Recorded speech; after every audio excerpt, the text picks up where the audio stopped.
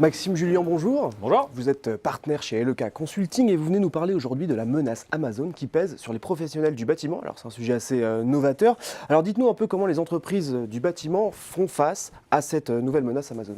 Ah oui, c'est vrai que c'est un sujet assez novateur et qui est très nouveau. En fait, il est dans l'air du temps depuis quelques années. C'est une menace qui inquiète beaucoup de monde. Mais en fait, Amazon Business, en France, ne s'est lancé que le mois dernier, en février 2018.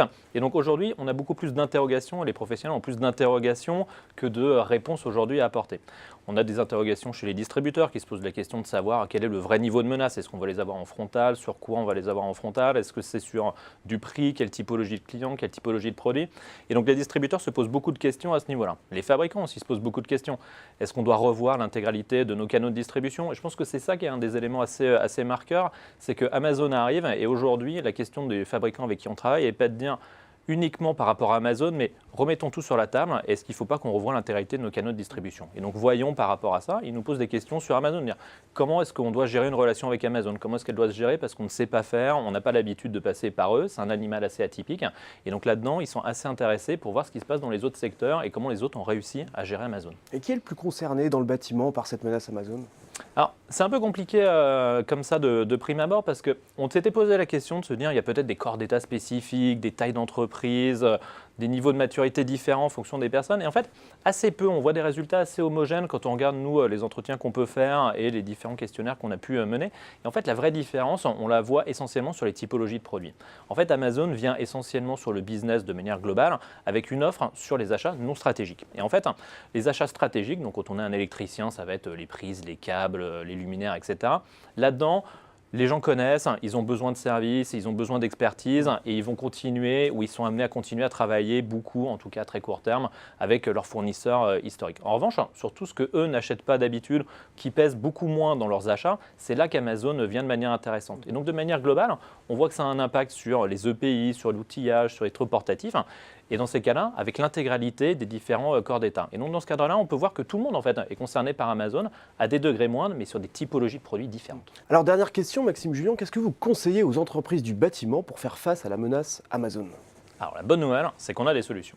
D'abord, la première chose, c'est qu'il faut comprendre qu'il faut être au même niveau qu'Amazon sur un certain nombre de ses forces. Et les forces d'Amazon, c'est quoi? Un, c'est la logistique. Et sur la logistique, aujourd'hui, les clients sont plus prêts à attendre. Il faut qu'on soit sûr de les livrer en temps et en heure, avec de la traçabilité et d'être capable de répondre à leurs attentes. Deux, il faut être capable d'avoir une expérience online pour l'utilisateur qui soit bonne. Et ça, c'est un gros effort à faire parce qu'on a un niveau de maturité qui est peut-être un peu moins fort dans l'industrie aujourd'hui. Il y a beaucoup de choses à aller chercher. Et déjà, si on arrive à se mettre au niveau d'Amazon là-dedans, on est dans le jeu et on peut jouer avec Amazon. Après, c'est comment on se différencie d'Amazon. Et c'est là où les forces historiques de la distribution et des fabricants doivent rentrer en ligne de compte.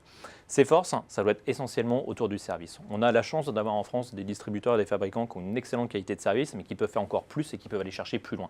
Et ce réservoir de croissance, c'est là où on va réussir à se différencier. Et on se différencie comment? On se différencie avec des nouveaux services et surtout on se différencie en aidant les équipes à pouvoir assurer ce service. Et donc le premier point, c'est de s'assurer que nos forces de vente, qu'elles soient itinérantes ou sédentaires, elles aient la motivation, la formation, l'expertise, l'accompagnement pour aider les clients. Et là-dedans, on est dans une société où aujourd'hui on a une force de vente qui est plus jeune, qui n'a plus les mêmes attentes qu'il ne pouvait y avoir il y a quelques années et qui vont avoir un taux de turnover beaucoup plus rapide. Ils vont avoir une faculté à aller changer d'employeur beaucoup plus forte. Et donc dans ce cas-là, il faut jouer essentiellement sur la rétention des meilleurs, la formation et s'assurer, via de la rétribution, mais pas uniquement, à faire en sorte que l'expérience collaborateur soit suffisamment forte pour que les gens restent et donnent cette qualité de service aux clients. Ça, c'est le point essentiel. Le deuxième point, il est sur réussir à améliorer l'expérience dans les agences et dans les points de vente. Beaucoup de choses ont été faites en B2C, on a revu beaucoup de points de vente et les points de vente d'aujourd'hui sont très différents des points de vente d'hier. Aujourd'hui, le B2B, les points de vente sont encore un peu vieux et assez différents de ce qu'on peut imaginer en B2C. Et les attentes du B2B, elles se rapprochent de plus en plus du B2C. Et c'est aussi la force d'Amazon, c'est de réussir à avoir la même qualité de service en B2C et en B2B. Et sur l'agence, il y a beaucoup de choses à aller chercher. Le dernier point, enfin, il est sur les prix. Le prix, c'est une des grandes forces d'Amazon et Amazon est très bon notamment sur les prix nets. Ça sera compliqué d'aller chercher Amazon sur les prix nets. En revanche, il y a quelques petites alternatives qui nous permettent de jouer un peu. Les clients dans le bâtiment, ils cherchent souvent à pouvoir négocier, avoir un interlocuteur et puis aussi avoir des prix catalogues et des gros rabais. Ce n'est pas du tout le système d'Amazon en termes de prix et là-dessus, il y a encore pas mal à jouer et pas mal d'attentes chez les clients.